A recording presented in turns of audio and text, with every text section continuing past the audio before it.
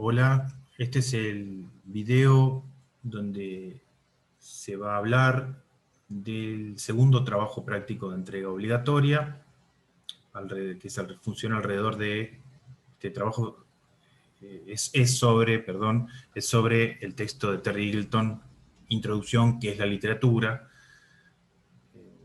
y el trabajo práctico es la reseña de un texto teórico. ¿Qué es una reseña? Es un texto breve que ayuda a conocer al lector de qué se trata eh, un libro o un texto sobre determinado tema, ¿no? Al lector lo ayuda a conocer de qué se trata y cuál es la estructura de este libro, cómo se accede, cómo se trabaja esa información.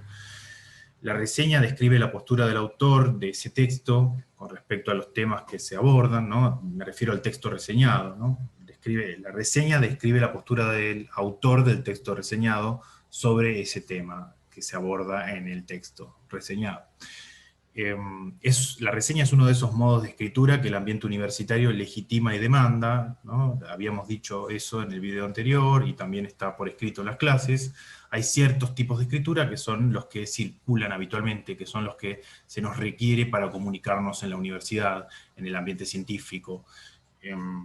Lo que permite la reseña es darle al lector de la misma una idea somera, rápida, de determinado texto, determinado libro que acaba de aparecer o que es más o menos reciente y que nos puede hacer saber si ese texto que es reseñado nos va a aportar algo, nos va a servir a nosotros. Si estamos buscando fuentes, material para trabajar sobre un tema, bueno, leemos una reseña sobre ese libro y sabemos si a nosotros nos viene bien. Por ejemplo, si yo fuese un investigador de literatura española y estoy buscando información sobre literatura medieval, si investigo sobre eso, por ejemplo, me entero que salió un libro nuevo sobre literatura medieval, entonces voy a leer una reseña que puedo buscar y voy a ver que apareció una reseña en una revista universitaria donde algún profesor, algún crítico literario, algún investigador tomó ese libro nuevo e hizo una reseña, un comentario crítico, eh, donde explica de qué se trata ese libro, qué partes de ese tema, de qué aspectos de ese tema habla ese libro nuevo, cómo los toma esos temas, si hace un nuevo aporte o si es una mera repetición de cosas ya existentes, ¿no? Porque el autor de la reseña crítica puede dar una opinión sobre el texto, nos puede decir si es realmente bueno, es decir, si hace un aporte significativo al tema o si no lo hace, como les decía. Entonces esa es la función de una reseña, tiene una función de información.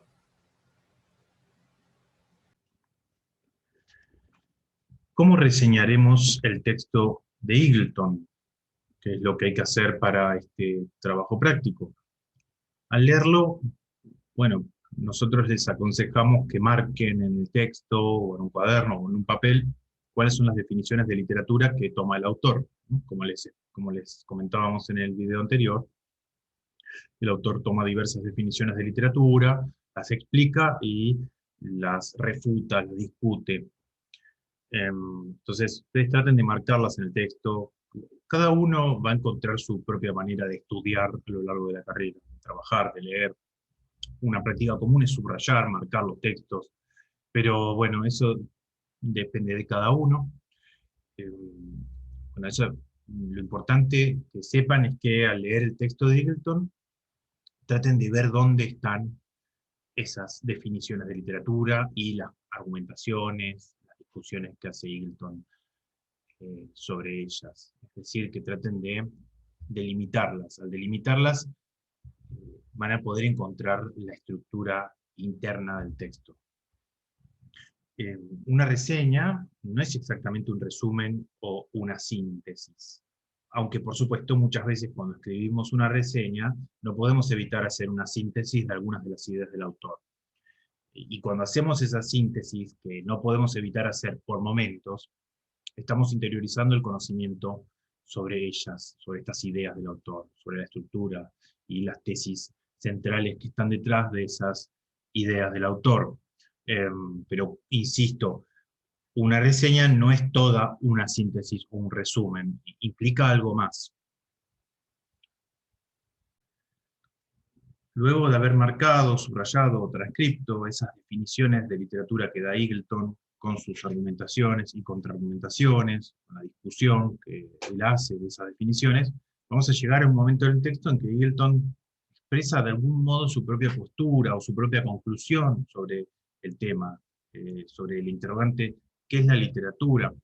Entonces, también una de las cosas que van a tener que marcar o encontrar en el texto es cuál es la posición propia de Eagleton, porque es fácil confundir. Al leer este texto podemos pensar que todas esas definiciones de literatura que él va analizando son ideas de él. El hecho de que las explique no quiere decir que sean su propia posición sobre esa idea de literatura, sobre lo que es la literatura. Entonces, ustedes en algún momento del texto van a encontrar cuál es la posición propia de Eagleton. Cuando hagamos nuestra reseña, intentaremos reconstruir las argumentaciones y contraargumentaciones que hace el autor en torno de las definiciones de literatura. Pero al reconstruirlas, no haremos un copiado y pegado, es decir, no vale, no es lo que hay que hacer, copiar y pegar, sacar pedazos, ponerlos en nuestro trabajo, sino que nosotros tenemos que construir una voz propia, nosotros tenemos que escribir con nuestro propio estilo, tratando de dar cuenta de las ideas principales del texto y de las operaciones centrales que hace ese texto, ¿no? Como bueno, algunos ejemplos que podríamos utilizar para construir esa voz propia que dé cuenta de esas ideas. Ahí, entre comillas, van a ver los ejemplos. El autor plantea la definición de la literatura como un problema pasible de ser indagado, etcétera, etcétera. El autor propone distintas definiciones para luego cuestionarlas. El autor postula una posición propia respecto al problema planteado, que de alguna manera se opone a las perspectivas revisadas anteriormente, ¿no? Esos serían ejemplos en los que se puede ver cómo se construye una voz propia que reconstruye las ideas centrales del texto, pero sin copiar y pegar, ¿cierto? Vamos a ver algunas cuestiones formales para tener en cuenta. Cuando digo formales me refiero a la forma que debe tener la escritura del texto. Ya venimos hablando de estas cuestiones de forma.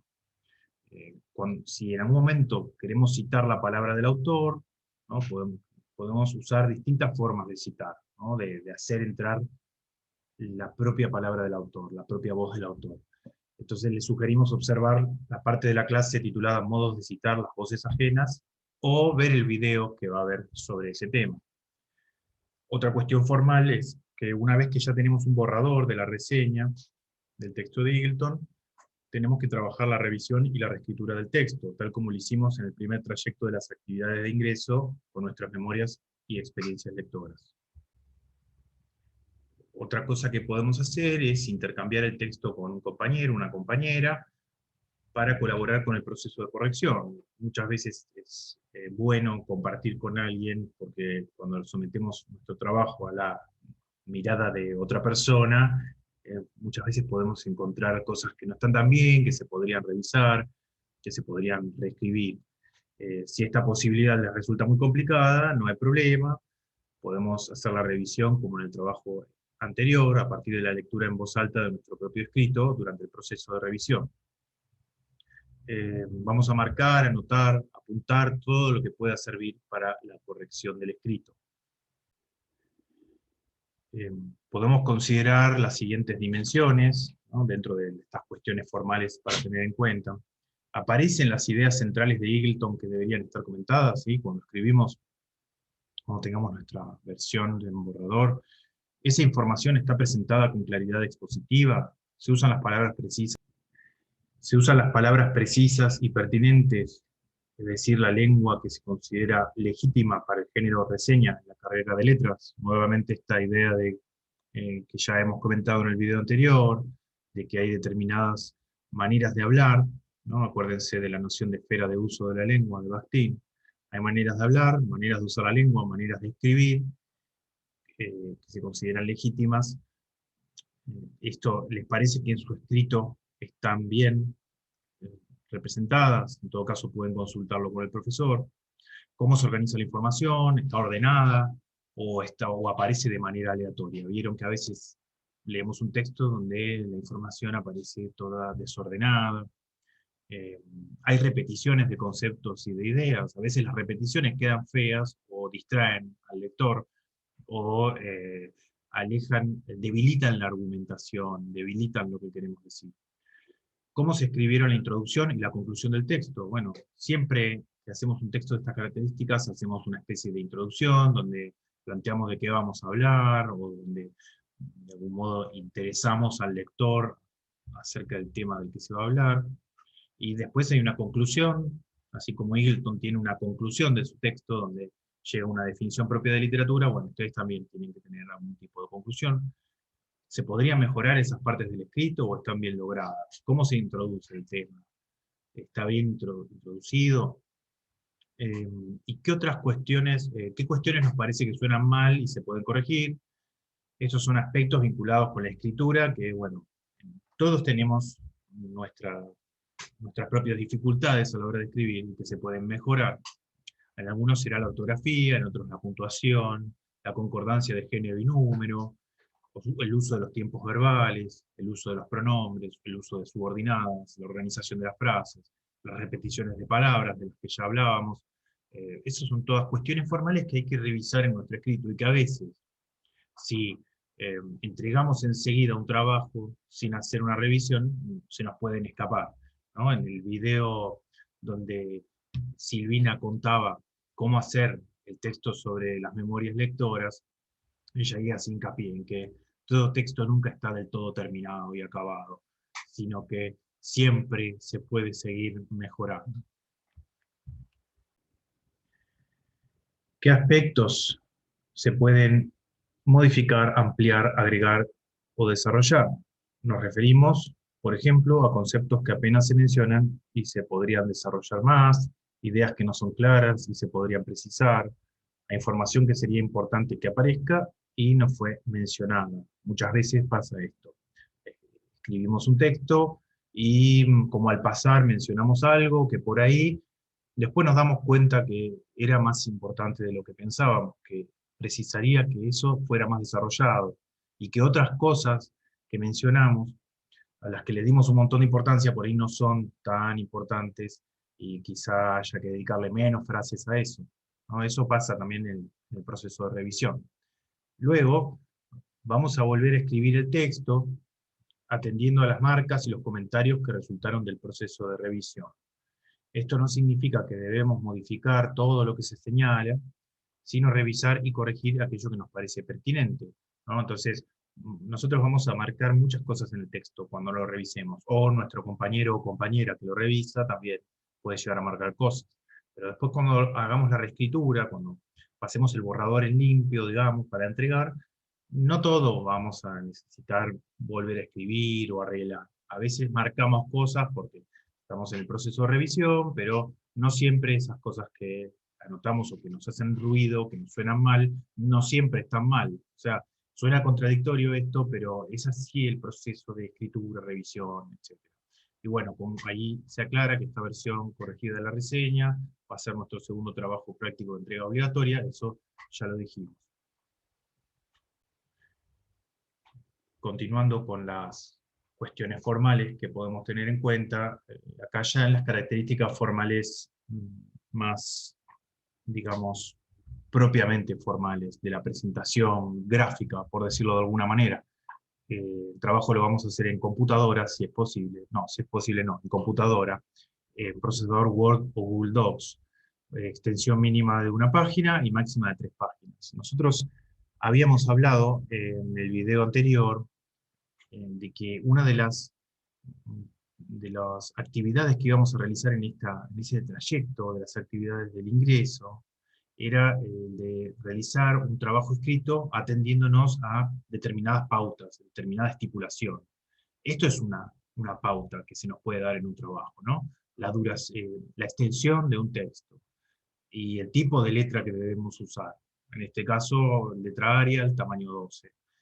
Además debe llevar un título, ¿sí? Eso También debemos poner un título a la reseña que hagamos, y incluir un apartado denominado bibliografía. Ahí vamos a poner el texto de Eagleton con los datos bibliográficos, que de eso también hemos hablado, de que muchas veces en el ámbito científico universitario, cuando se cita a un autor, hay que poner muchas veces la referencia bibliográfica, que como les dije, hay una parte de la clase donde se habla de modos de citar las voces ajenas y de construir las referencias bibliográficas, y también va a haber un video sobre el tema. Entonces, esas son cuestiones formales que también hay que tener en cuenta. El hecho de realizarlo en computadora tiene que ver con una cuestión de mejorar la presentación y la legibilidad. Muchas veces a lo largo de la carrera les van a requerir que utilicen un procesador de texto para llevar a cabo el trabajo. ¿Cuál es la fecha de entrega del segundo trabajo práctico? La fecha límite que proponemos es el viernes 19 de marzo, es decir, el último día de la cuarta semana de las actividades de ingreso, es decir, el último día de las actividades de ingreso. Y como última cuestión formal, es dónde debemos entregarlo el trabajo. Esto ya lo habíamos mencionado, creo que en el anterior video. Este trabajo lo vamos a enviar al profesor o profesora a cargo de nuestra comisión, con un archivo adjunto a través de un mensaje de mail. Podemos acordar con nuestro profesor o profesora si vamos a utilizar la mensajería interna del campus o si se lo enviamos a su casilla personal de mail. Podemos consultar, si no sabemos cómo hacer este procedimiento, que puede pasar, que no sepamos cómo adjuntar un trabajo en un mail, pero podemos preguntarle al profesor, a los colaboradores alumnos, no nos quedemos con dudas con respecto a eso, porque siempre hay un momento en que tenemos que aprender a utilizar estas tecnologías. También podemos acordar si se puede con el profesor a cargo, otras posibilidades de entrega, eso lo habla con él, con ella. Y bueno, todas las preguntas e inquietudes las pueden preguntar en el foro de consultas de la cuarta semana de las actividades de ingreso, ¿no? El foro de consultas generales. Bueno, eso es todo, espero que este video les haya sido útil.